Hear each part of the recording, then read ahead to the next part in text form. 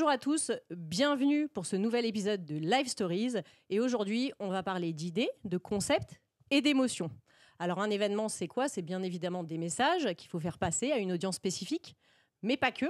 Ce qui fait la différence entre un événement et de la publicité, c'est bien évidemment ce qu'on va apporter à notre participant, ce qu'il va vivre, le moment qu'on va partager avec lui, ce souvenir qu'on va ancrer dans ses mémoires. Donc comment justement, vous, esprit créatif, vous allez créer ce moment? C'est ce qu'on va essayer de voir aujourd'hui. Et pour ça, j'ai invité un esprit créatif qui a bien compris l'enjeu pour les marques de faire passer les messages, mais tout en créant une expérience spécifique pour les participants. Bonjour Michael Lavolée. Bonjour Agathe.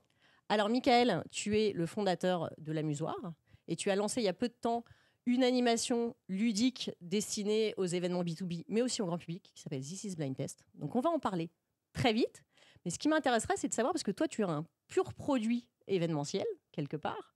Et donc, tu as fait tout un parcours dans les agences qui t'ont amené à cette idée. Et moi, ce qui m'intéresserait de savoir, c'est comment tu es arrivé à aimer ces concepts créatifs et événementiels. Le concept créatif événementiel, mais ça me renvoie dans ma vie d'avant. C'est un super mot que j'adore. Concept créatif événementiel, comment j'y suis arrivé? De plein de manières différentes. Je ne sais pas si je t'ai raconté, mais j'ai été rencontrer pas mal d'étudiants pour faire quelques informations et donner quelques cours. D'accord. Et je démarrais souvent en disant beaucoup de personnes ont des idées, mais assez peu de personnes ont des concepts. Et en fait, je trouve que ça résume bien le truc. C'est comment réussir dans le métier, en tout cas de l'événementiel, à transformer une idée en concept et pour que le concept soit cohérent et colle à une marque. Et c'est ça, en fait, le plus dur. Moi, les concepts créatifs événementiels, je pense qu'ils viennent depuis que je suis tout petit. J'ai toujours adoré faire des spectacles, des mises en scène, etc., comme beaucoup de gamins. Et en fait, j'ai pris une grosse claque. Je crois que je devais être en 3e année d'école de commerce. Gérer le bureau des étudiants de mon école. J'avais pas de stage, j'étais à la bourse surtout, etc. Je me pointe au bureau des stages. Et là, on me dit, il y a un stage, tiens. Et donc, je lis un truc, ça s'appelle Idéactif. Je connaissais absolument pas Idéactif. Pourtant. Je me pointe chez Idéactif. Là, je rencontre une personne absolument extraordinaire, Capucine Réquillard, qui était, je crois, directrice de clientèle là-bas, et qui me dit, bon, ok, t'es pris. Et donc, elle m'explique que mon stage, ça consistait à partir sur le Tour de France, travailler en amont, préparer, partir sur le Tour de France. Je regardais le Tour de France à la télé avec mon grand-père, j'adorais les étapes de montagne, mais je savais même pas qu'il y avait une caravane publicitaire. Et là, je prends une énorme tarte, mais une tartasse, tu vois. En fait, je me rends compte qu'on peut à la fois monter un décor sur un camion, sur un char, un décor qui est peint, on peut mettre des baudriers avec des animateurs, animatrices, on peut distribuer de l'eau à 20 km/h en passant, et on peut créer en fait quelque chose d'extrêmement fort avec le public. Il y a plusieurs millions de personnes sur le bord des routes. Tu as, je pense, 99,9% des gens qui sont extrêmement bienveillants. Et en fait, tu commences à créer un dialogue, mais un dialogue qui est extrêmement rapide, puisque tu passes et c'est le temps de quelques secondes. Et en fait, en ressortant de cette expérience, je me suis dit, on peut tout faire. En fait, l'événementiel, donc j'ai découvert grâce à Idéactif, grâce à Arnaud Perrol et toute son équipe, et Capucine, Ludovic Le Riche, toute l'équipe de l'époque, j'ai pris vraiment une claque et je me suis dit, c'est ça que je veux faire quand je serai grand. Voilà. C'est ça. Voilà. Donc les concepts, c'est venu de là et il y avait une très très grande forme de créativité à l'époque, en tout cas qui est encore aujourd'hui. Mais je me rappelle chez Idéactif, il y avait des brainstorming avec toute l'agence. C'était assez génial et je me suis dit, je ferai ça quand je serai grand. Ouais. En même temps, le Tour de France, effectivement, pour commencer, c'est quand même une belle image. C'est plutôt un beau projet avec ce contact public qui est assez cool. Donc, tu es resté un petit peu en agence. Et puis, je crois qu'assez vite, tu as eu envie de voler de tes propres ailes et de monter ta propre boîte. Ouais, alors effectivement, l'entrepreneuriat, c'est vraiment le dénominateur commun dans les différentes phases de ma vie. En gros, à l'âge de 14 ans, je crois, je vais voir mon père en disant... alors à l'époque, il faut imaginer, donc moi je suis de 81, donc tu vois, on est en 95, il n'y a pas Internet. Il faut remettre quand même pour tous les gens qui nous regardent, il n'y a pas Internet. Et en gros, donc on achetait des magazines et moi j'ai acheté Sono Magazine. D'accord. Et je vais voir mon père, je dis en fait, je vais être DJ, quoi. Ça a l'air trop cool, les mecs qui achètent Sono Magazine, ça a l'air génial ce qu'ils font. Et donc je lui dis, il faut que j'achète une Sono. Et je lui dis, tu me prêtes un peu d'argent. Et il me regarde, il fait, en fait, ce qu'on va faire, c'est que tu vas me faire un business plan. Pas de problème, mais tu me dis sous combien de temps tu me rembourses et comment tu vas récupérer de l'argent. Et donc voilà. Finalement, je lui dis que je vais le rembourser sur 3 ans. En fait, en 1 an, grâce à tous mes potes pour leurs anniversaires, à l'époque c'était 200 balles, donc ça doit faire aujourd'hui 30 €. Ouais, c'est ça. Bon voilà, et donc ça commence comme ça, et donc cette fibre entrepreneuriale, je l'ai eue depuis assez longtemps, mais je ne savais pas dans quel univers j'allais pouvoir m'exprimer. Et c'est grâce à l'expérience d'Idée Active, justement, où je me suis dit, en fait, c'est ça que je veux faire. Voilà, et c'est comme ça que je me suis lancé. En fait, j'ai créé ma première structure, j'étais encore en école de commerce. Je me suis associé avec un DJ qui s'appelle Alec Deloisy. Donc c'était assez marrant. Donc lui travaillait la nuit, moi le jour. Très vite, on a vu les limites de l'association. Oui, c'est ça. Et lui apportait des clients plutôt soirée, des sets de DJ. Et là où moi, je commençais à aller chercher quelques marques. Tu vois, par exemple, j'étais chez Dell en stage de fin d'études. Bon, bah, c'était notre premier client. Donc voilà. Et assez vite, voilà, avec Alex, on s'est séparés. Il a fait sa carrière, moi j'ai avancé. Et puis je me suis lancé comme ça tout seul, avec une envie, une énergie débordante d'en découdre. Et de me dire que rassembler des gens, essayer de créer à un moment une alchimie, de les réunir pour engager un dialogue qui va être très court, mais qui doit être très intense. Ouais. Et ça, c'est ce qui m'a animé en fait depuis toujours. Alors au début, j'ai pas beaucoup de, comment dirais-je, d'assets, je connaissais pas grand-chose. J'ai vraiment appris sur le tas, je suis parti de zéro, j'ai pas fait une école événementielle pour le coup. Non, ça n'existait pas trop. Ça n'existait pas à l'époque. Pas Internet et pas d'école événementielle. Voilà. Donc c'est parti de là, cette fibre entrepreneuriale. Et puis après, ça a évolué. Cette petite structure, j'avais une salariée, un stagiaire. Je l'ai apporté dans une boîte. Donc cette boîte s'appelait Instant. Après, j'ai créé une boîte qui s'appelait Plug, que j'ai rejoint. J'ai apporté le petit savoir-faire et très léger savoir-faire événementiel que j'avais. Je me suis associé à mon oncle, qui lui sortait de chez Publicis, de toute la partie éditoriale. D'accord. Et en fait, c'était super intéressant. Donc j'avais, je sais pas, 26, 27 ans. Et à ce moment-là, on a racheté en fait plein de petites structures, des savoir-faire, des expertises métiers. Ça allait de une personne à 4-5 personnes. Donc on a intégré 5-6 expertises métiers. Et là, en fait, on essaie de faire un petit peu de 360. C'était le mot à la mode à l'époque. Aujourd'hui, c'est assez galvaudé. Mais et donc, tu vois, on a pris une petite agence de pub, une petite agence de digital, une boîte de street marketing, etc. Et donc, mon job, c'était de faire en sorte que tout le monde travaille ensemble et d'essayer de créer un petit peu d'interaction et de cohérence entre les métiers. C'était pas facile, mais c'était une super école, un apprentissage à 300 à l'heure, parce qu'il y avait des mecs qui étaient des vrais experts métiers.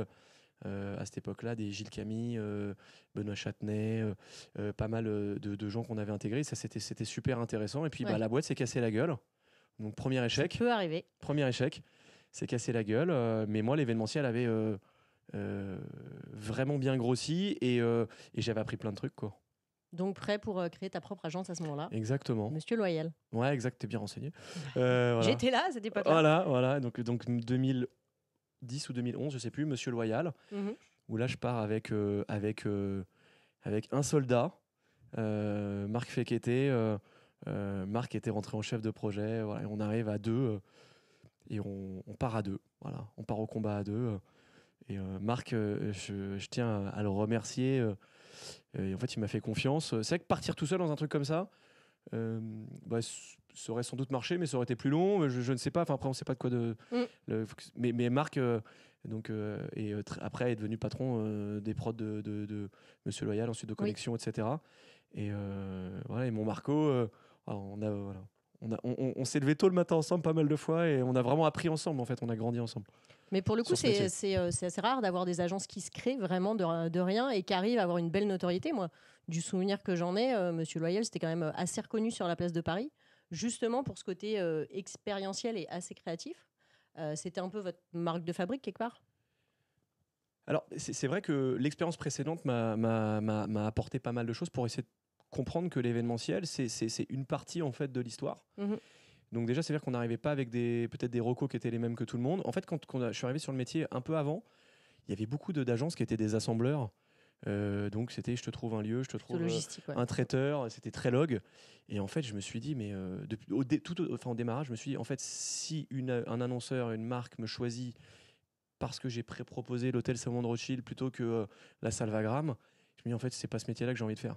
Voilà, donc, et j'ai toujours tout de suite fui ces clients. Je voulais des clients en fait et des projets qui étaient comment dirais-je beaucoup plus impliquants. On travaillait beaucoup sur la plateforme de marque. Oui. Il y avait on allait sur des choses beaucoup plus profondes, si tu veux, pour essayer de comprendre cet ADN, essayer de faire vivre justement un concept à ce moment-là. Et donc, nous, c'était notre signature, en fait, Monsieur Loyal Communication Expérientielle, c'est notre signature en 2012 ou 2013. D'accord. Donc, et à l'époque, personne n'utilisait ce mot-là. Enfin, c'était vraiment les très prémices. Précurseur, parce que c'est le mot à la mode. Ouais, tu vois, et c'est le mot. Et donc, on a démarré là-dessus. Et en fait, très vite, on a essayé, si tu veux, dans nos réponses, de dire que c'est le concept avant tout, l'image, l'idée, et d'essayer de... Alors évidemment, il fallait qu'on bouffe, hein. Donc on prenait aussi des trucs qui n'avaient pas de grande valeur ajoutée. Il y en avait quand même un petit peu en parallèle. Mais c'est ça qui nous a permis assez vite de faire notre trou, enfin notoriété. On n'était pas non plus une boîte super connue, mais en tout cas, ça nous a permis d'émerger. Oui. Et il y a autre chose aussi qui a été super important à cette époque-là. Donc je crois que c'est 2013 où je rejoins en fait à l'époque une association un peu professionnelle. Bon, c'était une association de malfaiteurs, c'est le RAFU. Donc moi je rejoins, je suis pas à l'initiative, je rejoins. Donc on rejoint là les Pérol, Idéactif, les Reboul, Thierry, Ibi Béné, Toto de Loubrière avec Double 2 et Nico. Rouge, Jaco, enfin tous ces mecs là, et en fait je rejoins des gars et là-bas j'arrive, j'ai je sais pas 33 ans et j'arrive avec des mecs. Les mecs, c'est des charismes x8 puissance 8, quoi. C'est des Lino Ventura, des gamins partout. Et t'es là et t'essaies d'exister dans tout ça. Et avant de sortir une phrase, j'y pensais 20 fois, dire est-ce que je veux dire une connerie, on se fout de ma gueule, tu vois. Et en fait, grâce à ça, c'est une prise de confiance absolue, une grande prise de confiance en me disant mais je le fais pas si mal que ça mon métier. Et surtout là-bas, je suis une éponge. J'écoute beaucoup, j'apprends, je pose pas mal de questions. Et ça m'a vraiment donné envie en fait d'être plutôt dans cette mouvance-là que dans une mouvance corpo, sachant qu'on faisait beaucoup de corpo, hein, mais le corpo je le revendiquais pas, c'est pas ce que je mettais en avant nécessairement chez Monsieur Loyal. Voilà, donc non, allez, ça c'est des souvenirs, mais des souvenirs de ouf. C'est quoi toi, quand on venait au bar en bas chez Bibéné, parce que c'était en fait on venait chez toi, mais quand on venait en bas et qu'on picolait, qu'on allait dîner après, etc. Et à la fin, ça a accouché d'une souris les trucs, mais simplement tout le monde avait ouvert sa gueule. C'est à celui qui parlait le plus fort. C'est ça. Et mais il y avait une énergie, il y avait une créativité, il y avait les passages piétons, Fred et toute la clique. Franchement, c'est des super souvenirs ça. Bah, ça fait partie de notre métier. J'ai vachement appris grâce à ça. C'est ça qui est chouette, quoi. C'est le côté créatif aussi de ce qu'on peut imaginer comme expérience qui est assez cool. C'est quoi les expériences qui t'ont marqué justement, que tu retiens de cette période de Monsieur Loyal que nous on a créé? Ouais. On a fait plein de petits trucs, des gros. Non, quelques prods sympas. On a fait donc chez un client, c'est la Walt Disney Company. On a fait la parade Star Wars. Ouais. En fait, donc avec la scénographie, c'était Vincent Roturo à l'époque. C'est l'équipe de Sébastien Pic au marketing là-bas. Et là, c'est un projet de ouf. En fait, c'est le lancement de Star Wars 7 et en même temps d'un deal de la Walt Disney Company et des Galeries Lafayette. D'accord. Et en gros, ils ouvrent un Disney Store, je crois, là-bas. Enfin, c'est un truc fat. Et en gros, on a fermé la rue Gluck, qui est la rue derrière l'Opéra Garnier. Et pour la première fois, et je crois la seule fois au monde, on a créé en fait une parade. Donc les 7 épisodes avec tous les caractères des épisodes ont défilé. Donc on a fait venir en fait des mecs des États-Unis, des mecs de partout qui avaient les tenues, donc les Stormtroopers, enfin toute la clique, et avec une mise en scène assez géniale. Donc ça c'est un gros truc. On a fait du Badois Express après Ubi Bene. On a fait le 3e nous sur une péniche avec Thierry Marx, etc. Ça c'était absolument génial. On a fait du RG Lab Roland Garros où on ship ça à Auditoire à l'époque, je me rappelle. Tu vois, c'est sur des petits faits de guerre comme ça où on arrive à se faire connaître aussi et donc on gère. Donc en gros, c'est toute la partie tech que la Fédé Tennis voulait mettre en avant. On fait la Barbichette Cup, on gagne un prix stratégie à l'époque où on crée le premier championnat de France de Barbichette sur un ring. Donc c'était pour les petits et les grands à l'occasion de la fête des pères, tu vois, enfin etc. Et là, il y avait un budget, il y avait rien et ça, c'est des projets géniaux parce qu'avec pas grand-chose, on essaie de sortir. Porté par l'idée, en fait. L'idée fait que... Porté par l'idée et porté par... vraiment, à l'époque, c'est assez novateur d'arriver avec un truc un peu omnicanal. Tu vois, en 2013, quand on intègre dans les recos de l'Instagram des choses comme ça, et en fait, c'est hyper lourd. En fait, je trouve que l'événementiel, c'est un truc assez génial, l'événementiel. L'événementiel, il y a ce côté never seen, never done before, qui est... finalement ancré dans notre métier, et donc on doit en permanence essayer de trouver ce qui se fait un peu à droite à gauche aux États-Unis, au Japon, au machin. Enfin, donc on doit être un peu ouvert malgré un travail acharné. On bosse un peu comme des dingos, donc on a tous des gens qui font de la veille en interne. Mais tu fais ça pendant 3 semaines et puis la 3e semaine, j'ai oublié de la faire la veille. Et puis c'est pour ça qu'il y a des gens comme Committee. Et merci Committee de prendre le relais, exactement. Et donc là-dessus. à l'époque, tu vois, les périscopes qui sortent sur Twitter, les Facebook Live. Et donc, en fait, on se sert de tout ça et on commence à travailler sur les temps de la narration.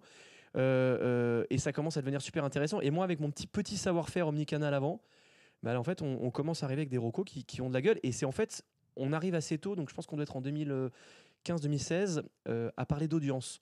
Et dans l'événementiel, parler d'audience, à l'époque, c'est quand même vachement rare. Et j'ai un souvenir assez impérissable d'un déj avec Nicolas Ménard, qui est à l'époque directeur marketing de Badois. Je crois que Badois, ouais, c'est ça. Responsable, ouais, ça doit être ça. Et aujourd'hui, il a un super poste chez Danone. Et en fait, chaque OP en fait, te fait grandir toi aussi. Et là, il m'explique, il me dit, moi, en fait, c'est simple. Je dis, mais comment tu traques? Comment, à la fin, on peut dire cette agence a mieux marché que celle-ci? C'était quoi, en fait, c'est quoi, si tu veux, le KPI? Et il me dit, bah, en fait, c'est l'audience, c'est le nombre de contacts. Et moi, à l'année, ma marque, je dois faire 250 millions de contacts. Alors, évidemment, au démarrage, j'ai un plan média qui va déjà m'en assurer 100 ou 150. Mais derrière, j'ai ça en digital, etc., etc. Et j'ai de l'activation. Et en fait, nous, à ce moment-là, on se rend compte que l'événementiel, tout le monde dit, ouais, c'est le parent pauvre, c'est le dernier maillon de la chaîne, etc.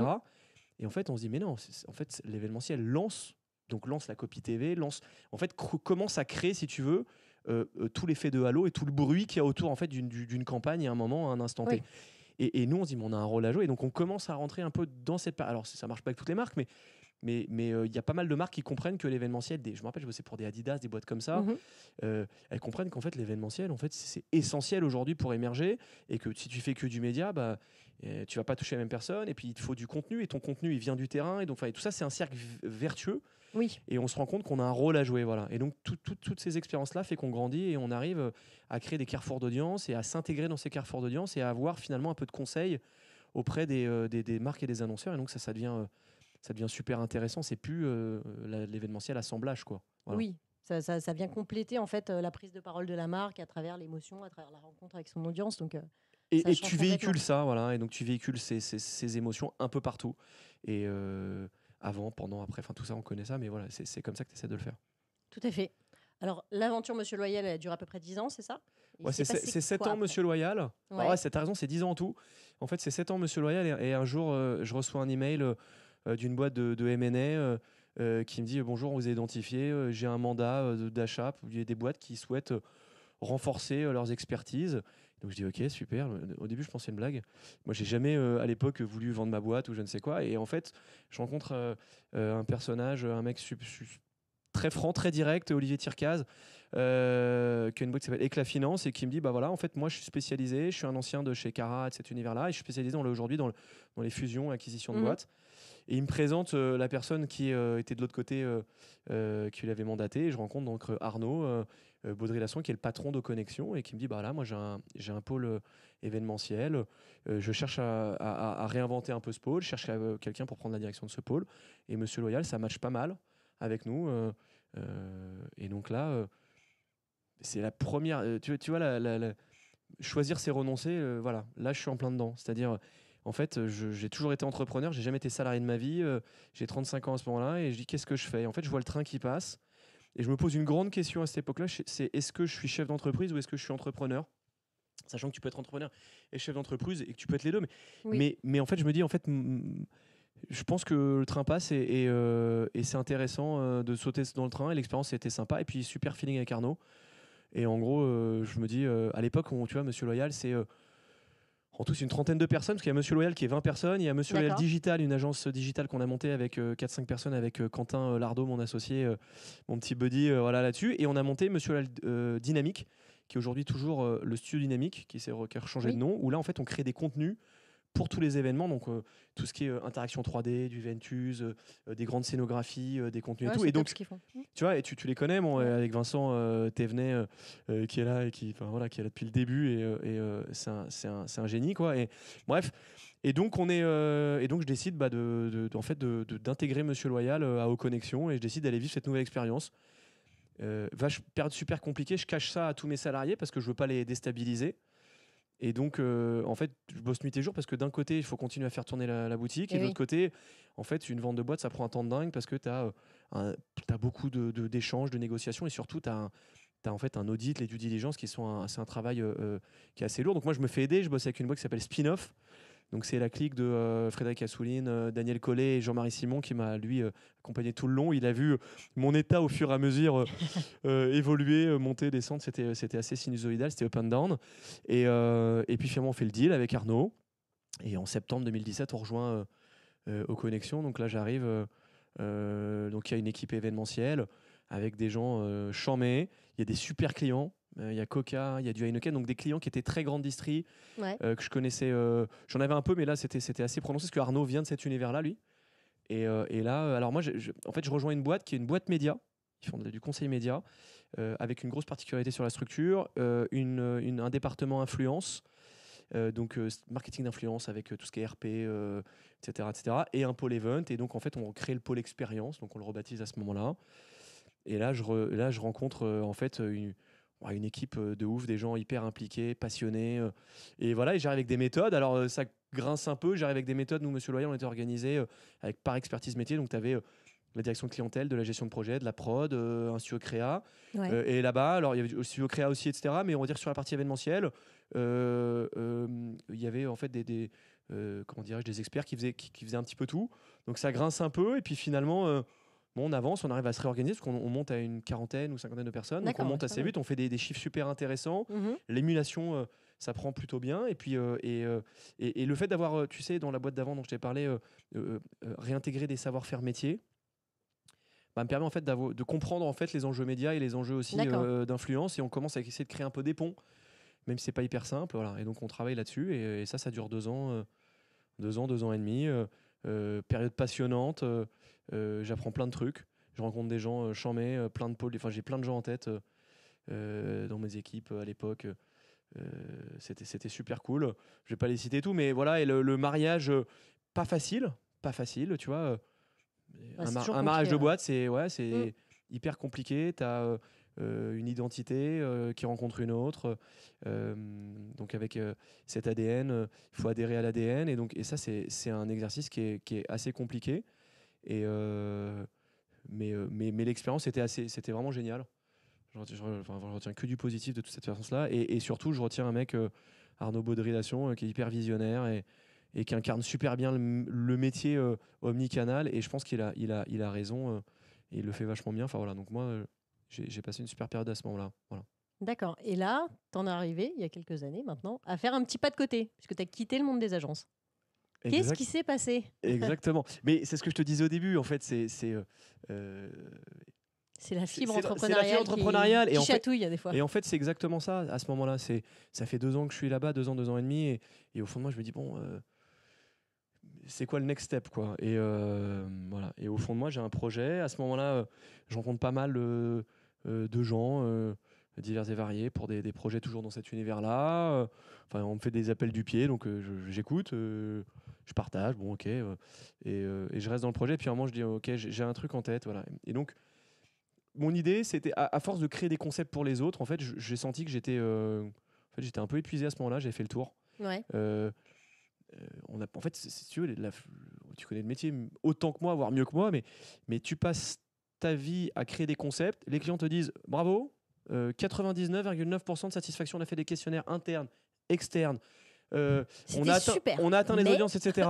Rendez-vous lundi, appel d'offres 5 agences. Moi, ça, en fait, c'est du foutage de gueule. Et ça, en fait, j'en peux plus. Et le syndicat pro, après, j'ai rejoint l'événement. J'étais pas mal impliqué dans l'événement en tant que vice-président, en charge de la com, dans toute l'équipe à l'époque avec Bertrand. Et puis, parce que le RAFU est fusionné avec l'ANAE, etc. Oui. En fait, ça fait des années qu'on entend non, mais attends, les compètes, c'est interdit, on n'a pas. En fait, les annonceurs ne comprennent pas. Et puis, dans le fond, ils en ont absolument rien à foutre. Il y a des services achats qui sont arrivés, qui ont tout broyé. Alors là, maintenant, on est dans le RSE. Il faut faire attention aux gens, attention aux prestataires. Attention, cet annonceur a fait du mal à ce prestataire. Et donc, c'est l'image de l'annonceur. Donc, si tu veux, mais dans le fond, on n'en est pas sorti encore des. On n'en est pas sorti, voilà. Et moi, ça, je t'avoue. Ça, à la limite, je m'en accommodais. Mais ce qui m'a, à un moment, vraiment dit il faut que tu essaies de voir un petit peu ailleurs. C'est dire mon métier, c'est de sortir des concepts et de comprendre les marques. Et en fait, à un moment, j'avais l'impression d'avoir fait le tour. Et il fallait que je me ressource, que je fasse autre chose et que j'étais un peu à sec. Et c'est un métier d'une grande créativité. C'est comme ça que tu te fais remarquer. Et donc voilà, donc j'ai décidé de me dire, je vais créer un seul concept. Et par contre, je vais y aller à fond. On verra combien de temps il durera. Mais je vais arrêter d'en faire 20 par an, quoi, et qui meurent au bout d'une heure ou 2 jours ou une semaine ou un mois. Voilà, donc c'était ça le début de la réflexion. Ouais. Et voilà, donc là, j'ai pris un papier, je te promets que c'est vrai, j'ai pris une feuille blanche, un papier, un crayon, je me suis dit, quel est l'univers dans lequel tu rêverais de bosser? Je me suis dit, la musique, j'ai toujours fait de la musique, j'avais un groupe de musique quand j'étais gamin. DJ et groupe de rock, machin, etc. J'ai toujours adoré la musique, mais pareil, un univers, j'avais pas les connexions pour y rentrer. Bon. Et puis derrière, je me suis dit, donc j'ai fait une sorte de formule, j'ai dit donc musique, foi, qu'est-ce que je sais faire? Je me suis dit, ce que j'ai appris là en 15 ans, en gros, c'est créer des rencontres. Donc j'ai mis, il faut qu'il y ait des rencontres.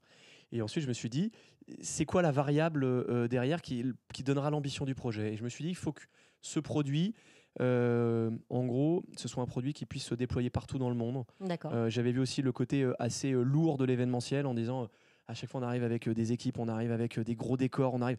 Voilà, c'est quand on vient, tu vois, c'est très très lourd et j'avais envie qu'il soit potentiellement assez scalable et qu'on puisse donc le déployer un peu partout rapidement.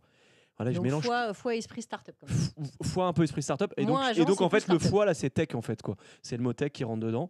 Donc je mélange tout ça et en fait moi je suis un dingo de blind test musical. Blind test musical à l'époque avec Monsieur Loyal on en avait vendu pour Bouygues, pour PMU, on a fait des blind tests à 1200 avec des Nicolas Hulman, des Alec Deloisif, on a fait des trucs assez dingos. On a retourné des salles avec des gens, mais voilà. Et je me suis rendu compte qu'en fait, le blind test, d'une part, révèle la nature humaine, c'est-à-dire que les gens qui sont ouf deviennent absolument dingues. Les tricheurs trichent encore plus. Voilà, il y a un lâcher-prise absolu avec le blind test, donc je me suis dit, il y a un truc. J'ai regardé ce qui existait sur le marché, et je me suis rendu compte qu'il y avait plein de solutions qui existaient, mais c'était des QCM. Voilà. Et en fait, moi qui suis un dingo de blind test, en fait, quand je joue avec mes potes, on crie, on hurle, on n'a jamais fait de QCM, quoi. C'est pas ça. Pour moi, le blind test, c'est pas vraiment. C'est le premier. Hein. Voilà, c'est le QCM. Et donc, je me dis, bon, bah, il y a un défi à relever. Et ben, je vais essayer de créer en fait un produit qui a un blind test qui va fonctionner avec de la voix. Voilà. Et donc, le démarrage de la réflexion, c'est ça. Et puis, je chemine, j'avance et je me dis, bon, bah, aujourd'hui, il y a de la tech. Et en fait, donc, je rencontre sur la route. Enfin, je crée une équipe autour de moi. Il y a d'abord une petite équipe de 5 personnes et mon premier associé opérationnel, Augustin Jodot, qui me rejoint assez vite. L'équipe d'opérationnel, il y en a 5, donc dedans il y a toujours le DJ Alec Deloisy, il y a 2 devs, donc mon frère Clem et Olivier, un copain d'enfance, qui sont des killers en dev. J'ai un DA, un DA qui était mon DA de Monsieur Loyal, avec qui ça va vite, Maxime Moulin, qui est une star, et j'ai un stratège de com qui est un killer qui s'appelle Olivier Rondet, qui est passé par... Et en fait, à ce moment-là, donc 5, on est 7. Et en gros, en 6 mois, on crée un concept, on crée une marque, etc. Et là, il y a Antoine Bénichou, qui est l'ancien directeur commercial de chez Universal Music, qui croise notre chemin, qui dit, bon les gars, votre truc, c'est ouf, vas-y, je viens dans le... Voilà. Et on commence à mener ce truc-là. Et en fait, on décide de créer le premier blind test musical à Rocco Vocal. D'accord. Pour jouer comme dans la vraie vie. Et donc, la promesse, alors depuis, ça s'appelle This is Blind Test. C'est le nom. Là, tu vois, il y a le logo derrière toi, mais sur la casquette. Mais tu as vu, je fais de la pub. On fait ce qu'on peut, voilà, on fait partout. Et donc, on crée ça, on fait une levée de fonds. Ok. En gros, on fait une levée de fonds en période Covid, donc en 2021, fin 2020, début 2021. Ouais. On lève en gros 1,7 million sur un PowerPoint et avec un mini POC. Et en fait, si tu veux, on met des mecs dans une salle pour te dire. En fait, c'est au deuxième confinement, donc on met des mecs dans une salle et on les fait venir alors qu'on n'a plus le droit de se réunir. On crée une salle avec un décor. Je fais bosser E-Team, qui était mon partenaire prod à l'époque. Donc, il me monte des cloisons en bois. On met des décors. Antoine, il nous rapporte des disques d'or de l'époque d'Universal, etc. On décore et on imagine une salle comme ça aurait voulu être sur notre projet. Et on fait jouer un petit peu les gens avec notre mini-jeu, mais qui était horrible, mais qui prouvait que ça pouvait marcher. Tu vois, et on lève de l'argent comme ça. Et donc, on explique, si tu veux, en période Covid à des mecs qu'on va se réunir dans une petite pièce et qu'on va cracher dans un micro tous, tu vois. Voilà. Donc, il fallait être convaincant. C'est ça. Ça va revenir. On va pouvoir le faire bientôt. On va pouvoir le faire. Et donc, on fait ça. Et puis feu, donc on continue, on lance le truc. On investit en gros 1 million d'euros dans la tech. On développe le projet. On développe à fond la marque. Moi, je suis persuadé que la marque... compte aussi fort que la tech. Et il y a beaucoup de startups qui sont à fond tech. Et puis ils se retrouvent au bout de 2 ans, ils ont fait des levées de fonds, ils n'existent pas, ils n'ont pas de marque. Et donc, ils n'ont pas leur singularité. Nous, la singularité, elle était dans l'ADN dès le départ. Notre objectif, c'est simple, c'est de devenir le référent du blind test au niveau mondial. Grâce à une capacité d'y jouer potentiellement partout, quoi. Donc, c'était ça. Donc voilà, donc on a, je sais pas, je peux te raconter le truc, mais là en fait, tu es sur une offre grand public et B2B également. Ouais, alors en fait, on fait une levée de fonds en disant qu'on va créer des salles, les premières salles de blind test, façon un petit peu comme fait la BAM Karaoké, qui est une super inspi pour nous. Donc Arnaud, je ne sais pas s'il écoutera ce podcast, qui est c'est un killer, quoi. Il a importé un savoir-faire, il a un jeu qui est le karaoké et une façon de le jouer. Il l'a importé en France et lui, il l'a rendu façon palace, hyper haut de gamme. Il a créé des salles et c'est une putain de réussite, c'est canon. Et en fait, pourquoi ça m'inspire? Et au moment, moi en fait, avant de rentrer chez Connexion, en fait, on faisait une soirée, tu sais, une soirée annuelle avec ma boîte, et on finit chez BAM. On avait réservé ça, et je suis dans le truc et je me dis, mais c'est génial l'expérience dans ces boîtes-là. Et donc je l'ai découvert en tant que client. Et donc ça nous a inspiré au début en disant, on va créer des salles. Sauf qu'il y a le Covid qui arrive, donc nous on a développé notre tech et on va voir les banques, et les banques elles nous disent, la volée, toute la clique, là les gars, vous êtes gentils, mais en fait on finance ni les bars, ni les hôtels, ni les restaurants, encore moins les salles de sport. Et alors les mecs qui veulent créer un blind test, personne n'a fait ça avant vous. Vous êtes mignons, vous avez des bonnes gueules, mais les gars, vous allez rentrer chez vous, tu vois. Donc on se dit, ok, comment on va faire? Donc là, on pivote, et c'est ça la force à ce moment-là, la force de l'équipe et tout. On pivote, on dit, en fait, on va venir apporter la brique divertissement dans des mecs qui ont des mètres carrés, quoi. En fait, c'est parce que les banques nous ont dit non qu'on n'a pas créé des lieux en propre. Sachant qu'un lieu en propre, pour que tu comprennes le truc, c'est à peu près un investissement, tu es entre 1,5 et 2 millions d'euros. Ça, c'est nous. BAM, c'est plus élevé parce qu'ils sont vachement quali sur les matériaux et tout. Bien sûr, nous, c'était ça le premier projet, si tu veux.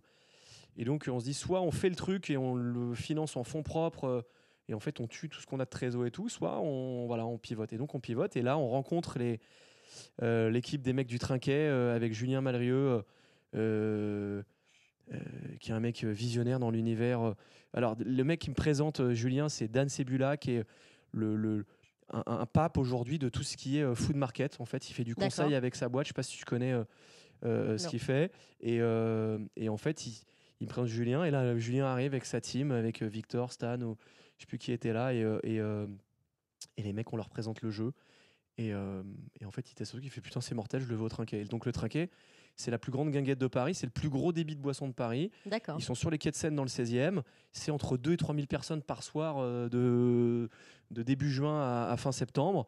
C'est une réussite totale. Ils ont repensé ce lieu. En fait, à l'origine, c'est la mecque de la pelote basque, de la pala à Paris. Et Julien arrive avec son équipe, avec son team Pozza, et il a repensé le truc.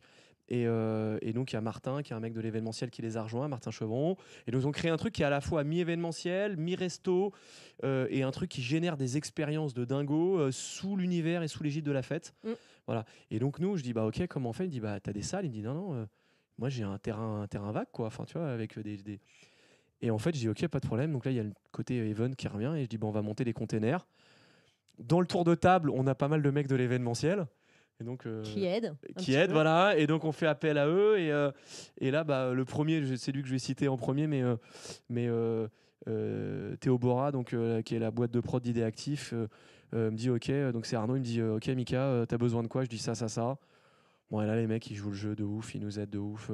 Il dit on va vous sortir le truc. Donc enfin canon, quoi. Donc un grand merci. Je regarde les caméras. Arnaud, toute la clique, la famille Perrol, tout ça, toute la clique Théobora, spécial dédicace. Voilà, et donc on monte 3 containers. Et donc en fait, il y a pile poil un an. Donc là, tu vois, on se parle aujourd'hui, on est en mars 2022. Il y a pile poil un an.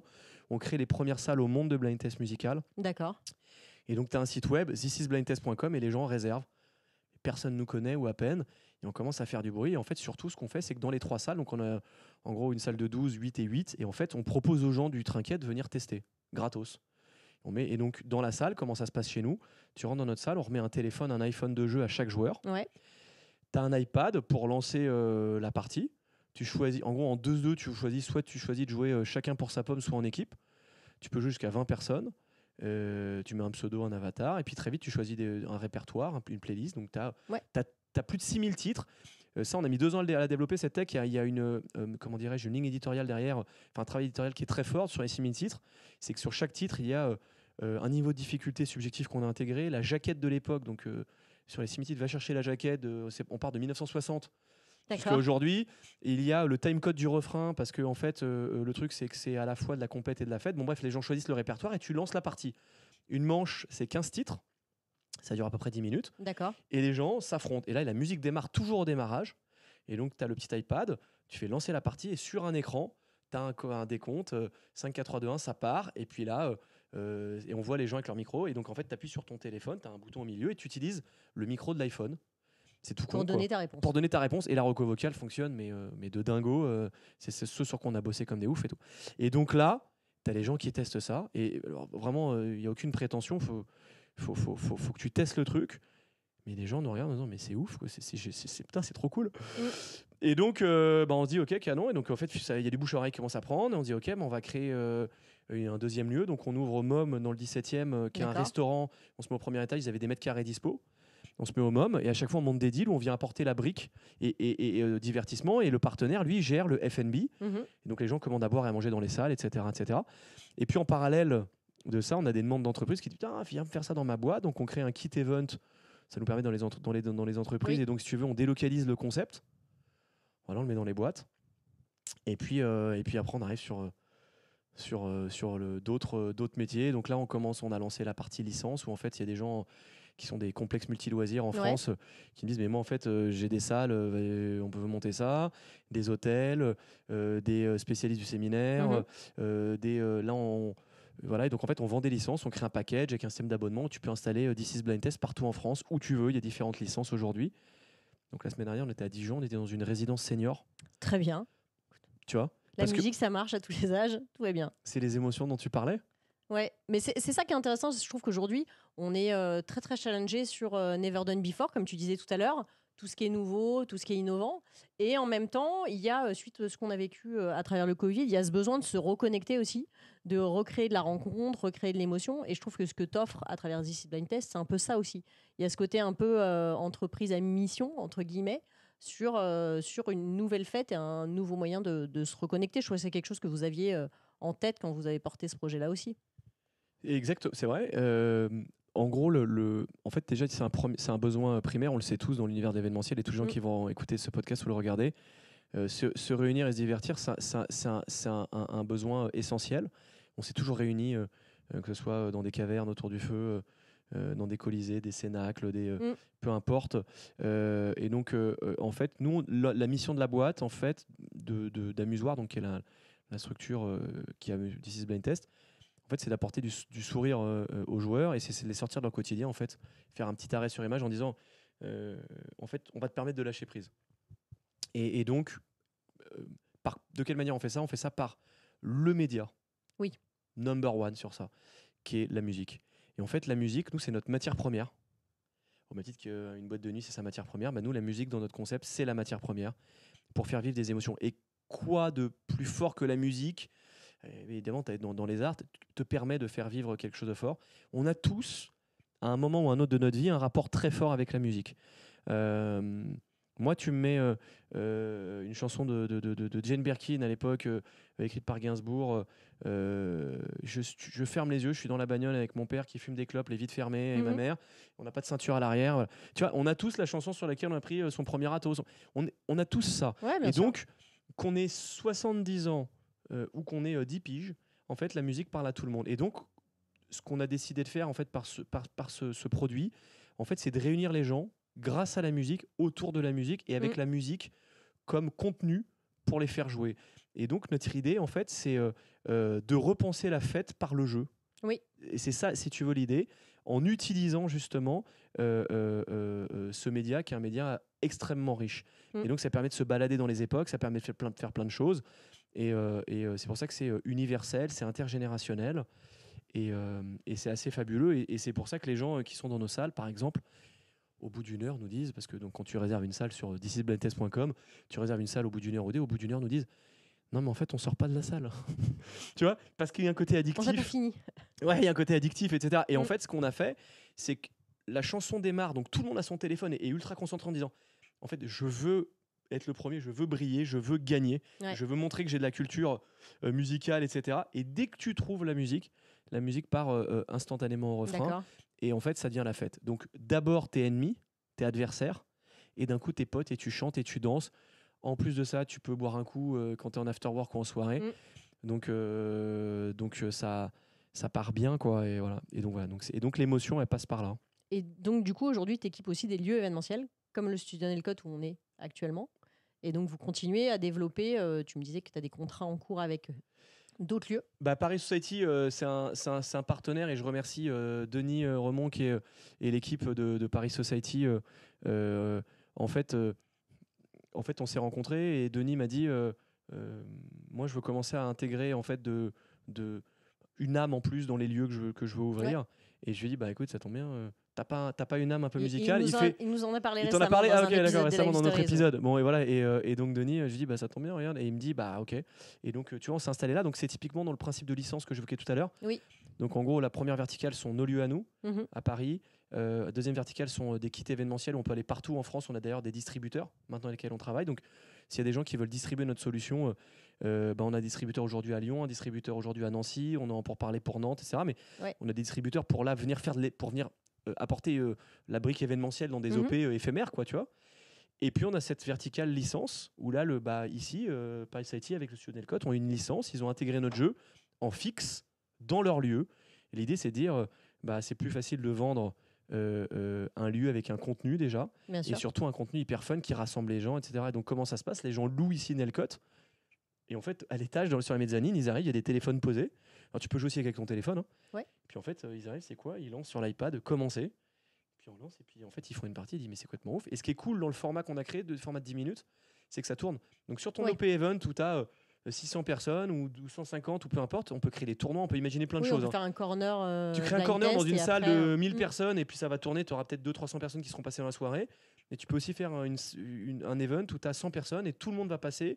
On va faire un tournoi, à la fin tu auras une finale, enfin, on peut imaginer plein de choses autour de ça, quoi.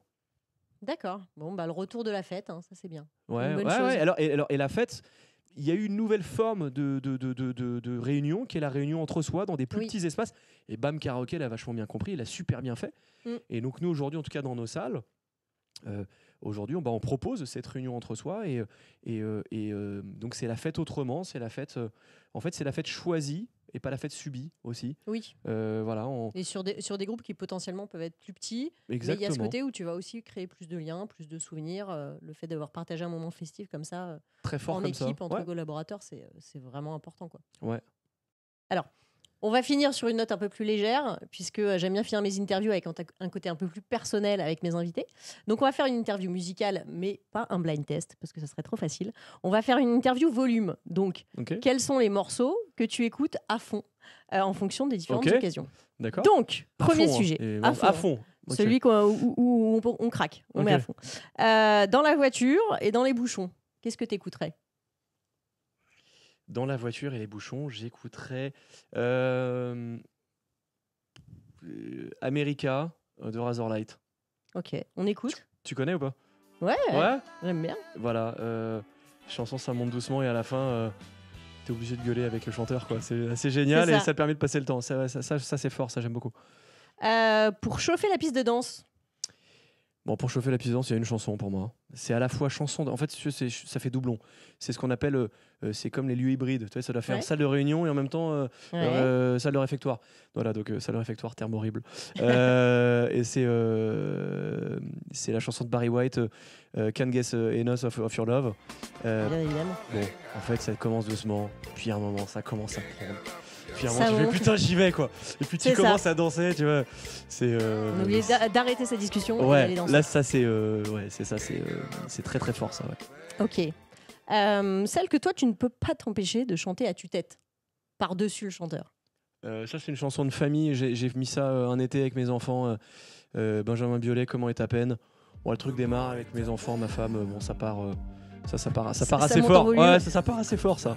Ouais, et des trucs montent au fur et à mesure. C'est très bien fait. C'est bien construit.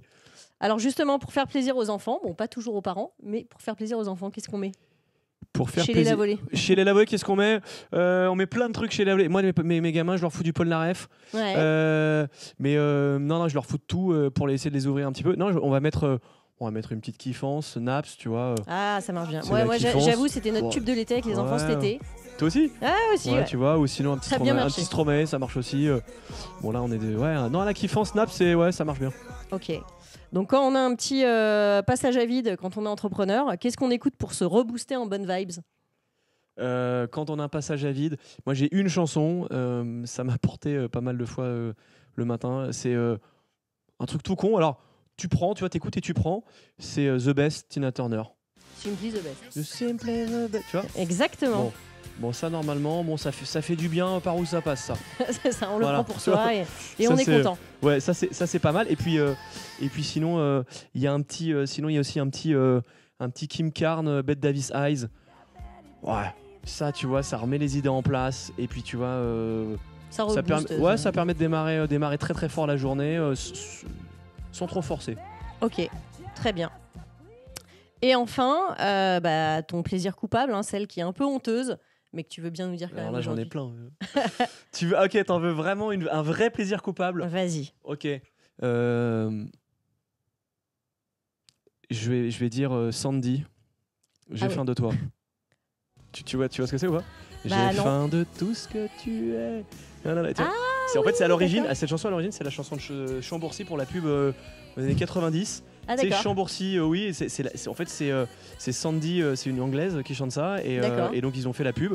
Et le truc était tellement fort qu'elle en a fait une chanson derrière, et elle était top 50, etc. Voilà. Ça, c'est un plaisir coupable.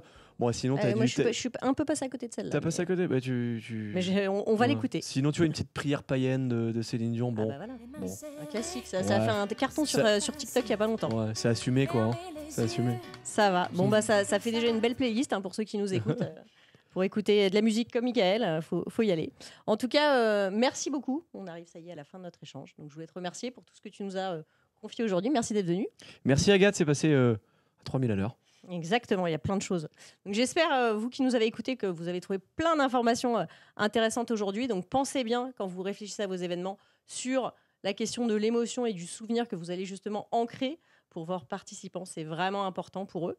Donc voilà, j'espère que ça vous a plu. Merci de nous avoir écoutés. Et je vous donne rendez-vous très bientôt dans un prochain événement de Live Stories.